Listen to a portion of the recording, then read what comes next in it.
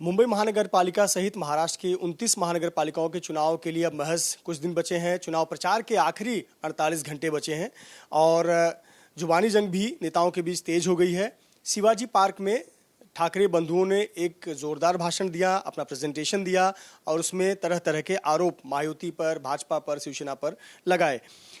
इस पर बात करने के लिए हमारे साथ शिवसेना के वरिष्ठ नेता संजय निरुपम जी हैं। निरुपम सर, कल ठाकरे बंधुओं ने शिवाजी पार्क में एक भाषण दिया और जोरदार भाषण था जिसमें प्रेजेंटेशन दिया। एक डिजिटल तस्वीर दिखाई उन्होंने कि दिखाया कि 2014 के बाद किस प्रकार से अदानी का साम्राज्य बढ़ा है 10 सालों में, और प्रेजेंटेशन में दिख रहा है कि अदानी का साम्राज्य कितना भारत में बढ़ा है। और उद्धव ठाकरे पहले कह चुके हैं कि अगर ये जीत कर आए तो मुंबई को अदानिस्तान बनाएंगे। देखिए, एक तरफ एक लायक व्यापारी है जो पिछले 10 वर्षों में दिन रात मेहनत करके अपने बिजनेस का फुटप्रिंट पूरे हिंदुस्तान में बढ़ा रहा है।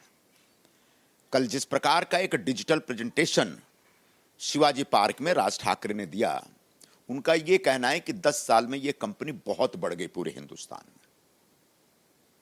क्योंकि ये लायक है, मेहनती है, इसमें टैलेंट है, ये सिंसियर है, सीरियस है, गंभीर है। दूसरी तरफ आप अपने बारे में सोचिए, शिवसेना प्रमुख बाला साहब ठाकरे के ज्वलंत विचारों की विरासत लेकर के आप दोनों लोग अपनी पार्टी शुरू किए। शिवसेना को इनहेरिट किया उद्धव जी ने, आपने मन से शुरू किया, मन से 2005-06 में शुरू हुआ। उसके बाद आप इतने नालायक थे कि आपकी पार्टी क्रमशः 16-17% वोट बैंक से घटते घटते 1.5-2% पे आ गई। और उद्धव ठाकरे जी की लायकी ये है कि जब बाला साहब जिंदा थे तब शिवसेना का जो एवरेज एक विधायकों की संख्या थी वो 60 से लेकर 70 के बीच होती थी, कई बार 72 भी हुआ था। आज हालत ये है कि आपके सिर्फ 20 विधायक हैं। तो एक लायक व्यक्ति अपने बिजनेस को 10 साल में इतना बढ़ा दिया, और तुम दोनों जो इतने नालायक लोग हो कि आप दोनों ने मिलकर के अपनी पार्टी को 0 तक पहुंचा दिया है। तो तस्वीर से क्या दिखाना चाहते हैं आप? अब तस्वीर से मैं ये दिखाना चाहता हूं कि राज ठाकरे और गौतम अदानी के बीच दोस्ती तो है, और दोस्ती है, कितनी बड़ी कितनी अच्छी दोस्ती दिख रहा है।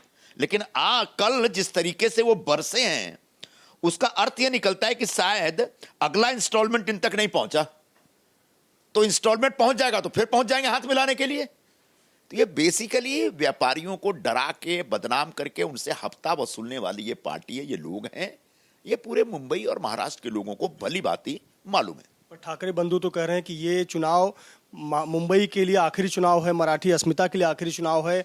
इस चुनाव में हारे पीछे रहे तो भाषा भी जाएगी, जमीन भी जाएगी, और ये हमारे वजूद की लड़ाई है, आखिरी चुनाव है। मुंबई महानगर पालिका का चुनाव न तो मुंबई के लिए आखिरी चुनाव है, न महाराष्ट्र के लिए आखिरी चुनाव है, न मुंबई के मराठी भाषिकों के लिए आखिरी चुनाव है। यह आखिरी चुनाव है उबाठा प्रमुख उद्धव ठाकरे के लिए और मनसे प्रमुख राज ठाकरे के लिए। क्यों? क्योंकि इन दोनों की पार्टियां इस चुनाव के बाद समाप्त प्राय हो जाएगी। क्यों?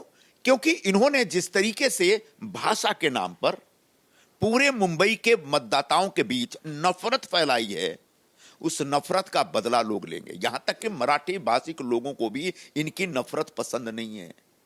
ये मराठी भाषिक लोगों की जो भावनाएं भड़का रहे हैं हिंदी के खिलाफ, उत्तर भारत के खिलाफ, दक्षिण भारत के खिलाफ, ये 1960 नहीं है, ये 2026 है।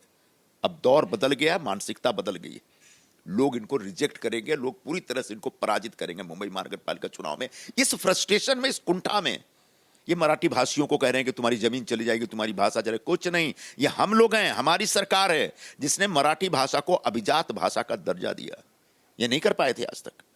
तो जो सरकार इस बात को लेकर वचनबद्ध है कि मराठी भाषा हमारे देश की क्लासिक भाषा है, अभिजात भाषा है, वो सरकार, वो लोग मराठी भाषा को क्यों खतरे में डालेंगे?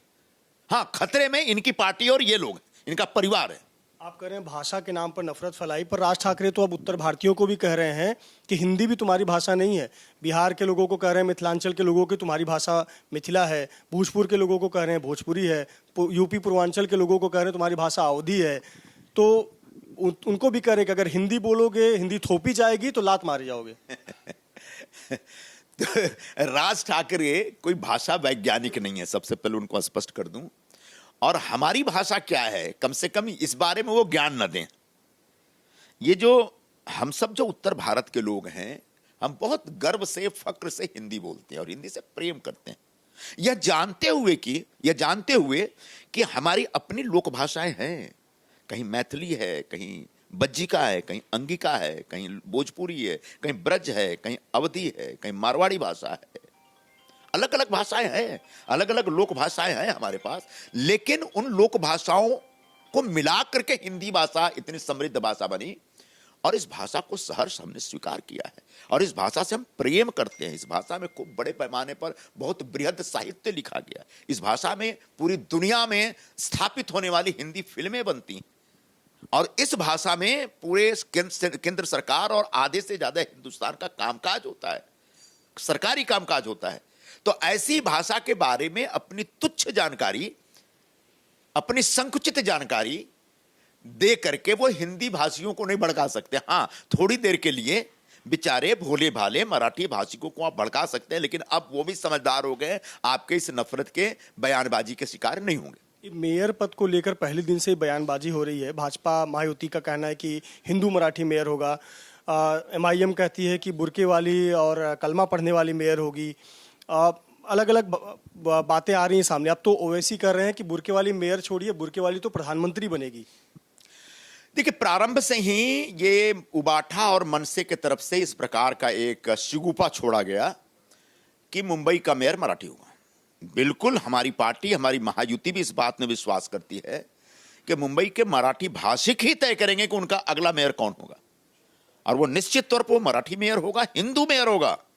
लेकिन जिस तरीके से ये लोग जिहादियों के दबाव में आए हैं और मुस्लिम वोटों के लिए जिस तरीके से दोनों भाई लाचार हो गए हैं, जब उसका विश्लेषण आप करेंगे तो आप पाएंगे कि जब ओवैसी कहता है कि बुर्काधारी महापौर बनेगा, जब वारिस पठान कहता है कि बुर्काधारी मुंबई की महापौर बनेगी या फिर कलमा पढ़ने वाला महापौर बनेगा, तब ये चुप रहते हैं। लेकिन हिंदुओं में हिंदी भाषी, मराठी भाषी, गुजराती भाषी इस प्रकार के भाषा के नाम पर भेदभाव करके मराठी भावनाओं को भड़काने का काम करते रहते हैं।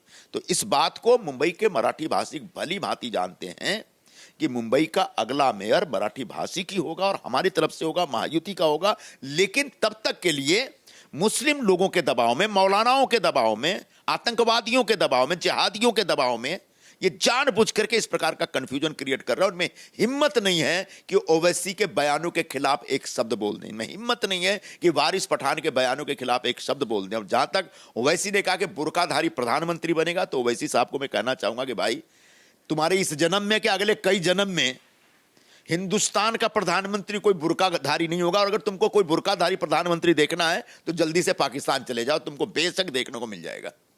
आप तो कह रहे हैं कि शिवसेना का, UBT का इस्लामीकरण हो रहा है, लेकिन उद्धव ठाकरे कह रहे हैं कि मुख्यमंत्री देवेंद्र फडणवीस हिंदू हैं, क्या वो चेक करना चाहिए। देवेंद्र फडणवीस जी कट्टर हिंदू हैं, थे और रहेंगे और उनका पूरे रगों में हिंदुत्व का विचार है। लेकिन आपके रगों में जो बाला साहब जी का विचार था, उन विचारों को आपने त्याग दिया है। आपने, कहते हैं, ब्लड ट्रांसफ्यूजन हो गया आपका। आपके रगों में अब जिहादियों का खून तैर रहा है। चंद मुस्लिम वोटों के लिए जिस प्रकार से आपने शिवसेना प्रमुख के हिंदुत्व के विचारों की अवहेलना की, उनकी तिलांजलि दी, कांग्रेस से हाथ मिलाया, और अब तो आप जो राशिद मामू और चंगेज मुल्तानी जैसे बलात्कारी और दंगाइयों के साथ बैठे हुए हैं, उससे साफ साफ दिख रहा है कि आपका हिंदुत्व से कोई नाता नहीं, जबकि महायुति का मूल विचार ही हिंदुत्व है। एक महत्वपूर्ण विषय यह है कि लाड़की बहना योजना महाराष्ट्र में खूब जमकर चला। विधानसभा चुनाव के लिए तो नो डाउट ये गेम चेंजर साबित हुआ आप लोगों की जीत में। अब चुनाव 15 तारीख को है और आप लोग 14 तारीख को लाड़की बहनों के खाते में 2 किस्तें 3,000 रुपया डाल रहे हैं। क्या ये चुनाव प्रभावित नहीं करेगा? देखिए, जो आचार संहिता के जो नियम कानून और कायदे हैं, उसके हिसाब से अगर एक बार कोड ऑफ कंडक्ट लग जाता है तो सरकार को नई योजना लागू नहीं कर सकती, चालू नहीं कर सकती।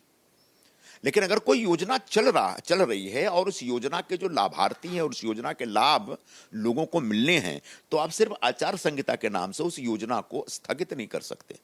मसलन राशन की दुकानों पर सिर्फ इस वजह से राशन का वितरण बंद नहीं हो सकता कि आचार संहिता लगी। रोड बनना बंद नहीं हो जाएगा, पुल बनना बंद नहीं हो जाएगा। बिल्कुल उसी तरह से लाड़की बहन योजना विधानसभा चुनावों से पहले, काफी पहले हम लोगों ने शुरू की। तो उस समय हमारे नेता एकनाथ शिंदे जी मुख्यमंत्री हुआ करते थे, उन्होंने ही इस योजना का शुभारंभ किया। और उसके बाद रक्षाबंधन पे हमने शुरू किया, लोगों को अपनी जो 2.5 करोड़ हमारी जो माताएं बहनें थी उन बहनों को इसका लाभ दिया। लेकिन तब भी, और उसके बाद से लगातार हम देते आ रहे हैं। और आज अगर आचार संहिता है और यहां पर चुनाव हो रहा है तो कोई फर्क नहीं पड़ता, आप उस योजना को स्थगित नहीं कर सकते। लेकिन ये कांग्रेस वाले या उबाठा वाले ये प्रारंभ से लाड़की बहन योजना के खिलाफ है। कांग्रेस ने तो यहां तक कहा था कि उनकी सरकार आएगी तो ये योजना ही बंद कर देंगे। हालात ये हुआ कि जो महाराष्ट्र के 2.5 करोड़ लाड़की बहन योजना की लाभार्थी बहनें हैं, माताएं हैं, उन्होंने कांग्रेस और उबाठा दोनों को के मुंह पे तमाचे मारे। और आज फिर से जिस तरीके से हमारी बहनों को अगर कुछ लाभ हो रहा है तो उसके खिलाफ जिस प्रकार से वो बोल रहे हैं उससे इनको और भी नुकसान होगा, ये बहनें इनके खिलाफ जाएंगी। ये लाभार्थियों को पैसा देने पर दिक्कत नहीं है, टाइमिंग और डेट को लेकर सवाल है कि 15 तारीख को चुनाव है, 14 ही तारीख क्यों, और 2 किस्त एक साथ 3,000 रुपए क्यों? आपको देना था तो 16 कर देते। नहीं, हो सकता है 2 महीने का बाकी होगा, हो सकता है 2 महीना का बाकी होगा। आप कह रहे हैं 16 क्यों, तो मैं 16 क्यों दूं, मैं 14 क्यों नहीं दूं? मकर संक्रांति का दिन है, क्योंकि अगले दिन चुनाव है। नहीं, लेकिन मकर संक्रांति भी है। मकर संक्रांति जब ये रक्षाबंधन आता है तो हम अपनी बहनों को मदद करते हैं, भाई दूज आता है बहनों को मदद करते हैं, दिवाली आती है बहनों को मदद करते हैं। बिल्कुल उसी तरीके से उत्तरायण शुरू होने जा रहा है, देश का एक साल का पहला महापर्व होता है मकर संक्रांति। और इस मौके पर अगर हम अपनी बहनों के हाथ में कुछ मदद दे रहे हैं तो निश्चित तौर पर यह एक बहुत अच्छा जेस्चर है सरकार का, क्योंकि यह हिंदूवादी सरकार है, इसलिए हिंदू त्योहारों का ख्याल सरकार रखती है। बहुत बहुत धन्यवाद हमसे बात करने के लिए। कैमरामैन धर्मेंद्र पांडे के साथ मृत्युंजय सिंह, एबीपी न्यूज, मुंबई।